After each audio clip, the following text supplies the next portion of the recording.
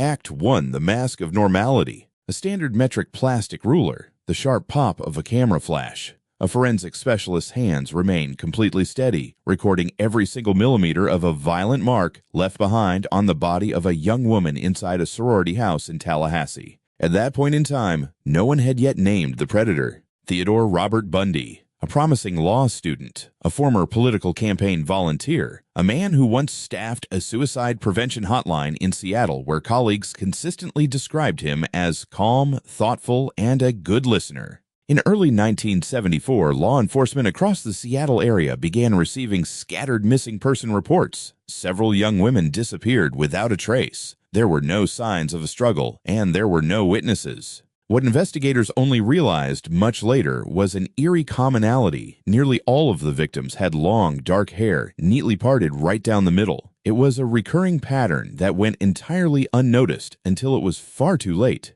This is not the story of a monster lurking in the shadows. This is the story of a man who realized that sometimes the most terrifying thing of all is what looks completely ordinary. Act 2.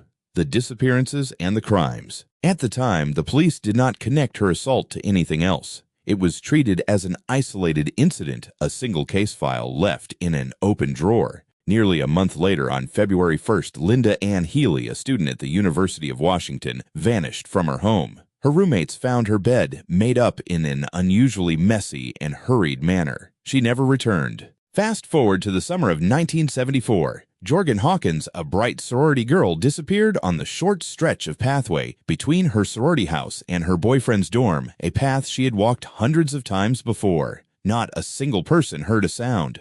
Then came July 14th. In broad daylight at Lake Sammamish State Park, packed with hundreds of weekend beachgoers, Bundy approached not just one but two young women on the very same afternoon. First Janice Ott and then Denise Naslund. Both heard the exact same polite request help him lift a small canoe onto his car roof. The news of two women disappearing simultaneously from the exact same location ripped through the Pacific Northwest. Universities issued urgent safety warnings. Women were strictly advised never to walk alone after dark. Police tip lines were flooded with hundreds of calls, yet not a single primary name emerged from the sea of suspects. By October, another victim fell in Utah. 17-year-old Laura Ann Amy. Her true identity as one of Bundy's victims would only be confirmed decades later through modern DNA technology. Asset 3. The Deception. Charm was Bundy's most impenetrable disguise. Co-workers, girlfriends, and even political associates who worked alongside him on campaigns. All of them described an educated, ambitious, and deeply approachable young man.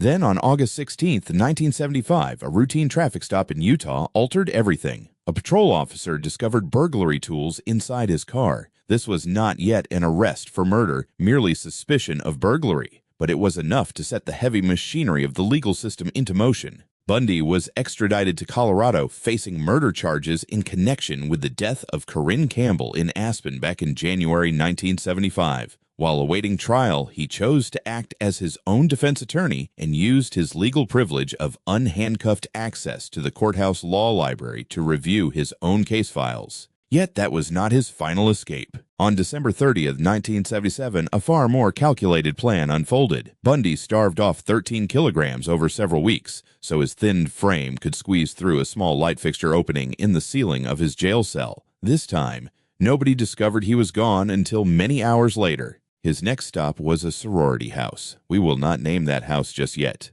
Asset 4. Forensic Breakthrough and Trial. We will not describe what occurred inside those rooms. What matters is what unfolded right after.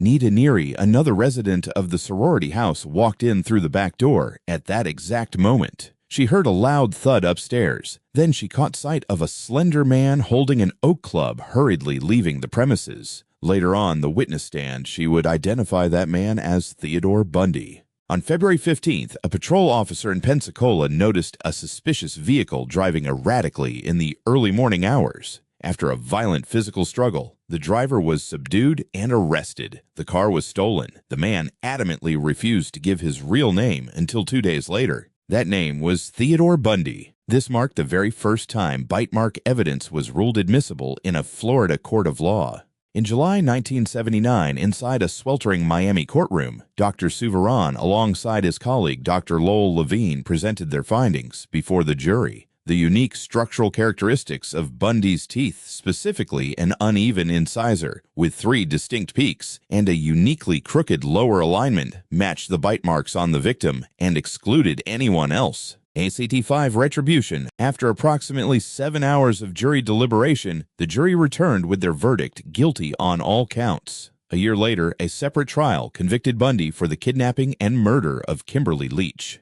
Investigators and psychological experts who worked on the case spent decades debating one haunting question: how could a single human being switch so effortlessly between an articulate, composed figure in the courtroom and the unspeakable brutality he unleashed in the dark? No one has ever provided a satisfying explanation. Perhaps there never will be one. In his final days leading up to his execution, Bundy confessed to 30 murders spanning 7 different states. Yet the detectives who investigated the case for decades firmly believe that the true victim count may remain unknown forever. Yet this story should never belong to him. Even today, identification efforts continue. Only recently advanced DNA testing finally confirmed Laura Ann Amy as one of his victims, a stark reminder that for many families, definitive closure arrived only after decades of living in agonizing doubt and waiting.